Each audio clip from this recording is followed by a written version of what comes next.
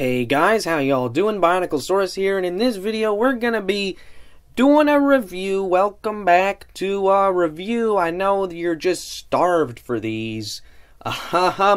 Today we're gonna be looking at the Papo Quetzalcoatlus.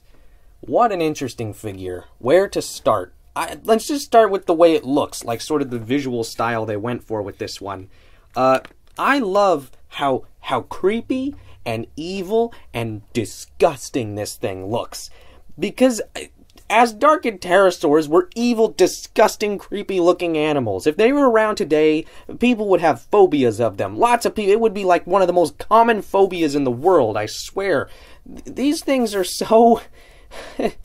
I mean, in terms of just body type, overall visual appearance, anatomy, niche, and ecological role, all of it is so messed up in every way.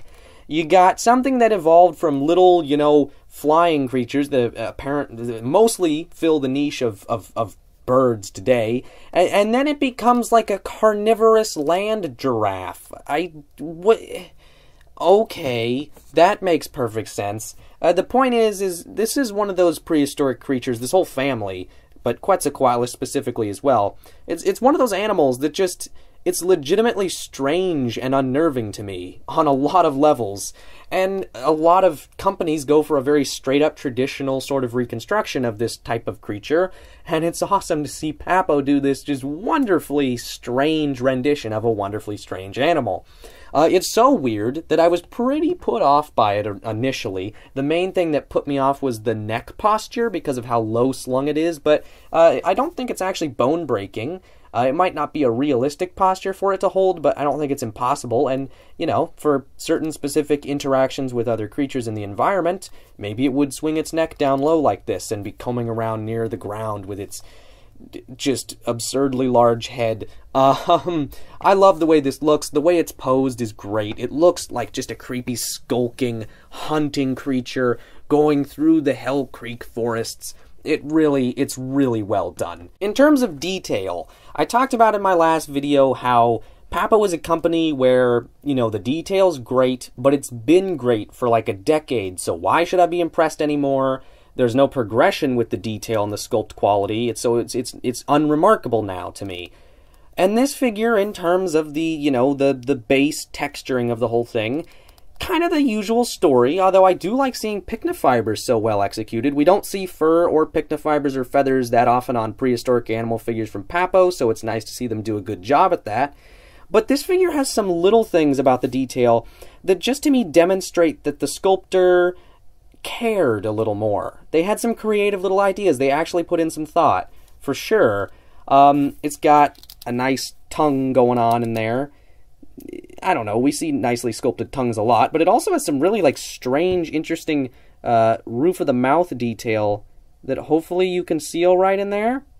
It's very hard to show on camera. But just other things like the crest, I love it. It looks like a monarch butterfly just submerged itself in there, and the little black patterning is actually quite complex and very well executed in terms of paint. That's fantastic. The eyes are very expressive. I love these veins on the wing membrane. As far as I know, we know that would be a fairly veiny soft tissue structure, and it's really well done. Again, it shows to me that whoever made this really cared about what they were doing, and they didn't just throw in the usual Papo stuff and say, okay, that's good, it's fine, who cares? They actually said, okay, well, let's go a little further and add some nice little artistic touches just to kind of complete the piece. There are two major flaws in terms of production quality. Number one is the jaw. You want to know what the jaw does? It opens, and then it falls back closed, and you kind of get it open, but it just falls back closed so easily. They should have just done the lower jaw. I don't know why they tried to do this thing with the upper jaw. I don't know how well it worked on the Caprosuchus. To my knowledge, that's the only other figure that has this going on from Papo. Maybe it works fine on that one, probably does. It's probably just a thing with the way this one was sculpted. I don't know if they're all like this, but mine is really bad in terms of the way that's done. It's barely functional. Another thing is seam lines. There are some very visible seam lines in here. You can see one running across here into the wing, goes all the way across the other side, and it's really quite distracting. I can't remember the last time I saw a figure from any company with such like a prominent seam line. Well, not from any company, but from any major mainstream figure producing company. Ooh, there's another one across this like part of the arm here. You can see it right going along there. The paint scheme. The paint scheme is fine. There's some nice little details with it. I already mentioned the crest.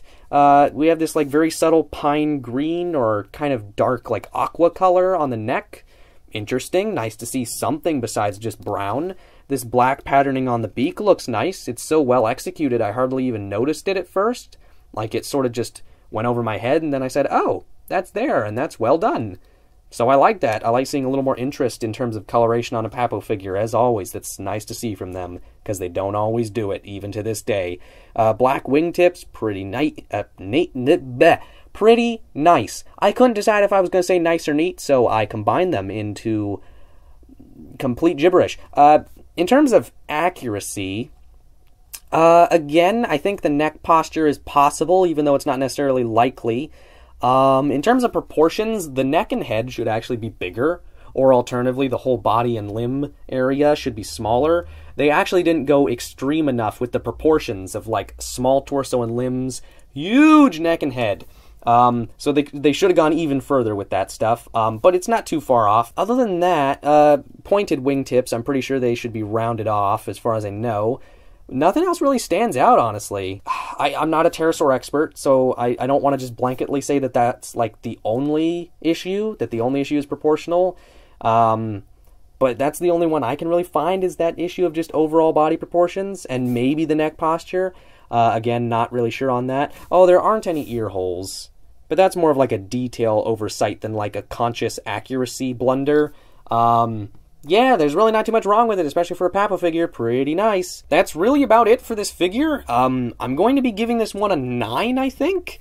Here's the Papo Allosaurus for our usual little size comparison friend here. Anyhow, yeah, this is a really good figure. 9 is quite high because of the seam lines and the poor functioning jaw. You know, those are legitimate quality issues, and because of that, it's on the verge of being dropped down to an 85%, an 8.5, but I just don't have the heart to bring it down that low. This is a really fantastic looking figure with minimal accuracy issues, and honestly, I commend Papo for making this thing. I highly recommend it. I think it's possibly the best rendition of Quetzalcoatlus in figure form, with the potential exception of the Safari one, which we'll hopefully be reviewing soon, actually, on the channel. Thank you very much for watching, and Bioniclesaurus, signing out.